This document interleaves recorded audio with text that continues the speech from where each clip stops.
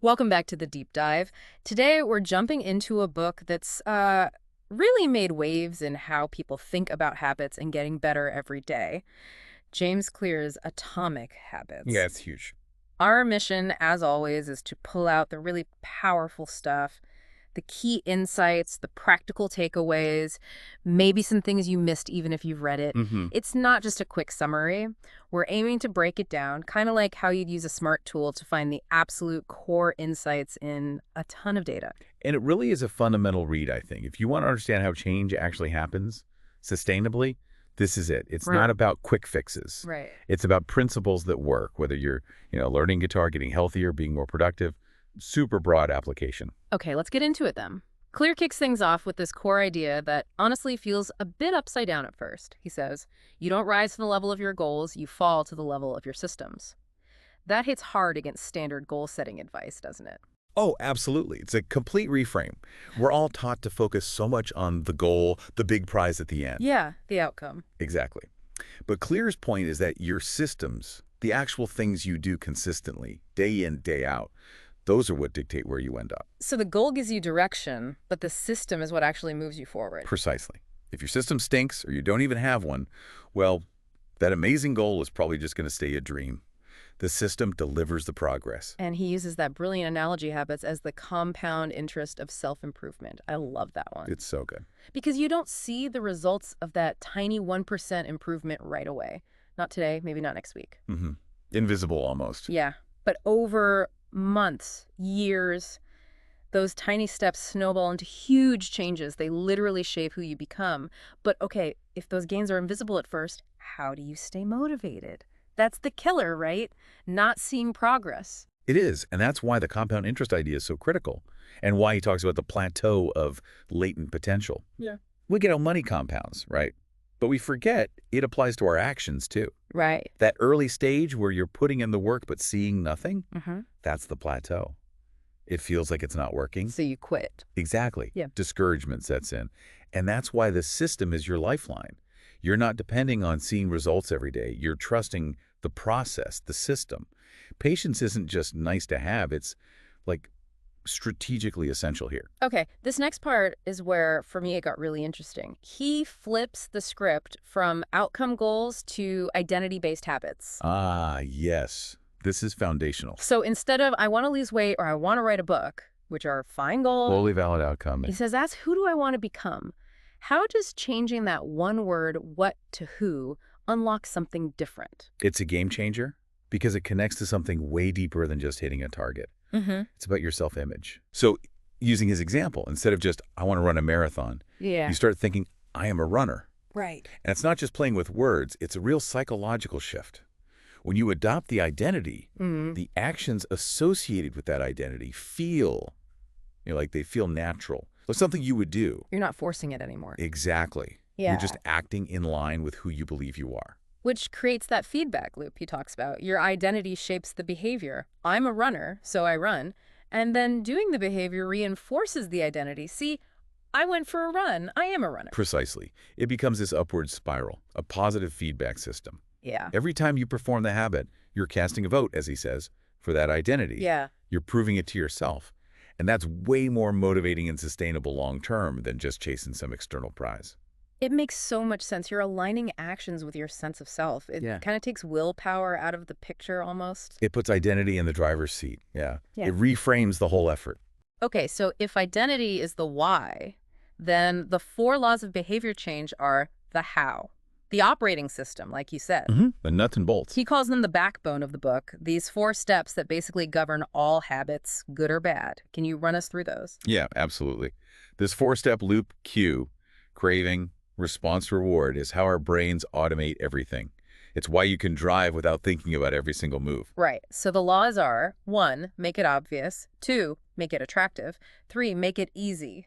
And 4, make it satisfying. That's the sequence. Let's use his reading habit example because it's so clear. First, cue. Make it obvious. So leave the book on your pillow. Can't miss it. Right there in your environment. Second, craving. Make it attractive. Maybe you link it to relaxing, like this is my quiet time, or you look forward to escaping into the story. Creating that desire. Third, response. Make it easy. This is key, right? Just read 1 page. Lower the bar ridiculously low. So low you can't say no. Removes the friction. Exactly. And finally, reward.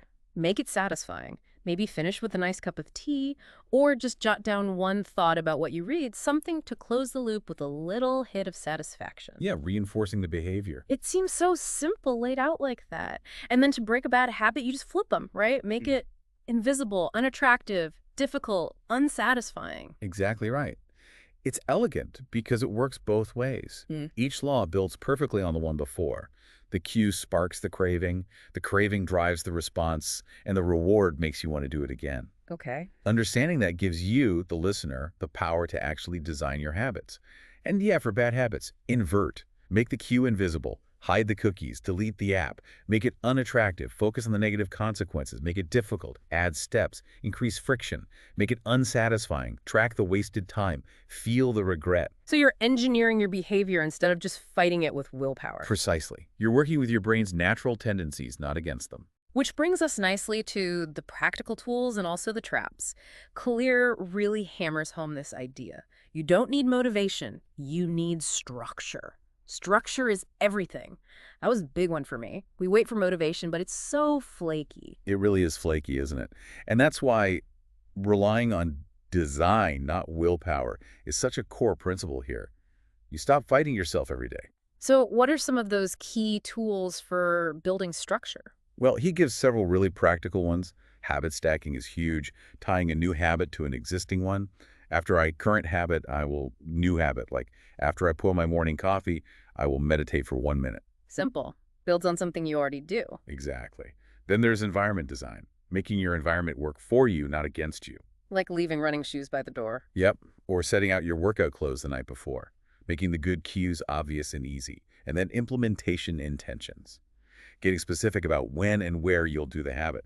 I will habit at time and location. I'll go for a walk at lunchtime around the block. Perfect. It removes the ambiguity, the need to decide in the moment. All these tools build structures that make the desired behavior the path of least resistance. You're setting yourself up to succeed almost automatically. Making the right choice, the easy choice. Love that.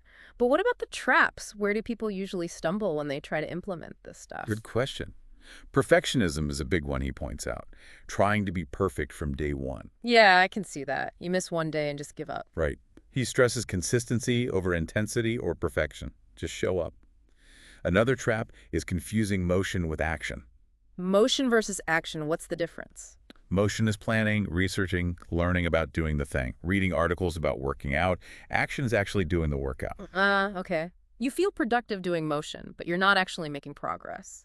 Exactly. You get stuck in planning mode. Yeah. He also warns against just ignoring the obvious, like forgetting to design your environment and then wondering why you lack willpower. These traps really underscore why structure and understanding the laws are just so much more reliable than trying to muscle through on grit alone. Okay, so you build the systems, use the tools, avoid the traps. What about long-term? Mastery. Clear says mastery isn't about never messing up. It's about getting back on track quickly. What does that quick recovery actually mean? Yeah, this resilience piece is vital. Life happens, right? You'll miss a day, you'll slip up. Always. He's not selling a fantasy of perfection. He's advocating for systems that are robust enough to handle bumps in the road. Systems that work even when things get chaotic. So how do you build that resilience in? A really concrete tactic he offers is the never miss twice rule. Okay. It's simple. Miss one workout? Okay, life happens. But you absolutely do not miss the next scheduled one. Make it a hard rule. Never miss twice in a row. I like that. It stops one slip from turning into a complete derailment. Exactly. It builds that muscle of getting back on track immediately. Yeah. It reinforces that this is a continuous journey, not a destination. You're always iterating, always course correcting. It's about the consistency of the effort and having a plan for when you inevitably stumble. Okay, let's try and wrap this all up. If you had to synthesize the absolute core takeaways from Atomic Habits, what would they be? Okay, let's boil it down. First, identity leads, habits follow. Focus on who you want to become. Right. Second, structure beats willpower. Yeah. Design your systems. Don't just rely on motivation. Critical. Third, environment matters more than you think. Shape your space to shape your habits. Make it easy. Fourth, the 4 laws are your instruction manual. Obvious, attractive, easy, satisfying. Use them consciously. For good habits and bad. And finally, maybe the most profound, Every action is a vote for the type of person you wish to become, even the tiny ones. That last one really sticks with you. Every little thing counts towards that identity. So for everyone listening, maybe take a second to think, which of these ideas hits home for you? Could focusing on identity change things? Or maybe it's about finally designing your environment, or just committing to never miss twice. Yeah, where can you apply one of these principles today? Well, thank you for joining us on this deep dive into Atomic Habits. It's genuinely one of those books that, if you really apply it, can make a huge difference. Absolutely. And maybe to leave you with one final thought, building on that every action is a vote idea, Okay. ask yourself honestly, what future identity are you actually voting for with your small, seemingly insignificant habits today? Look at your routines through the lens of those four laws and that identity concept. What story are your daily actions telling? What kind of person are you currently actively building, one tiny habit at a time? Wow, that's definitely something to chew on. Powerful stuff. Thanks again, everyone. We look forward to our next deep dive with you.